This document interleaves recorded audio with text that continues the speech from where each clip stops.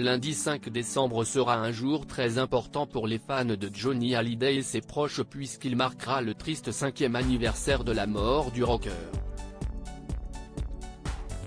Pour l'occasion, le journal du dimanche a relaté une amusante anecdote remontant à de nombreuses années et rapportée par Bernard Schmitt, qui a été le metteur en scène des concerts de la star. L'ancien collaborateur du chanteur décédé à 74 ans a ainsi expliqué que ce dernier s'était déjà permis de tirer Jacques Chirac de son sommeil, en pleine nuit, afin qu'il l'aide à régler un souci à la suite d'un accident de la route. En effet, un soir, après une journée de tournage pour un clip de l'un de ses titres, Johnny Hallyday a montré ses talents de pilote à ses collaborateurs.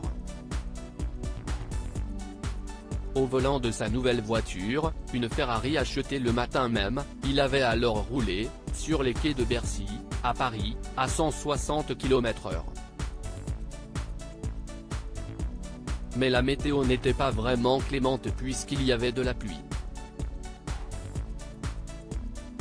De quoi faire déraper le véhicule sur une petite place et l'encastrer dans une guérite. Le rocker avait alors percuté le ministère de l'Intérieur. Furibard, Johnny sort de l'habitacle et exige un téléphone auprès des gardes, affolé. Il devait bien être 1h du matin quand Johnny a réveillé Chirac en pleine nuit, a raconté Bernard Schmitt à nos confrères, en précisant que le chanteur gueulait au bout du fil. Découvrez, en photo, la love story de Johnny et de Laetitia Hallyday. Johnny, une star au-dessus des lois? Heureusement pour lui, l'ancien président de la République s'est montré très compréhensif et a même rassuré son interlocuteur. Bouge pas, Johnny, je m'occupe de tout, lui a-t-il répondu, avant de contacter directement le ministre de l'Intérieur de l'époque, Pierre Joxe. Celui-ci s'est débrouillé pour qu'une dépanneuse de la police intervienne un quart d'heure plus tard et ne dépose la Ferrari au garage de Neuilly pour des réparations.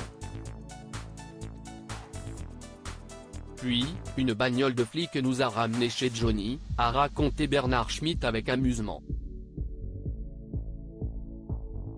Ce jour-là, j'ai compris ce qu'était un gouvernement d'union nationale. On avait beau être en pleine cohabitation, quand c'était Johnny, il n'y avait plus de gauche ni droite, a-t-il ajouté auprès du JDD.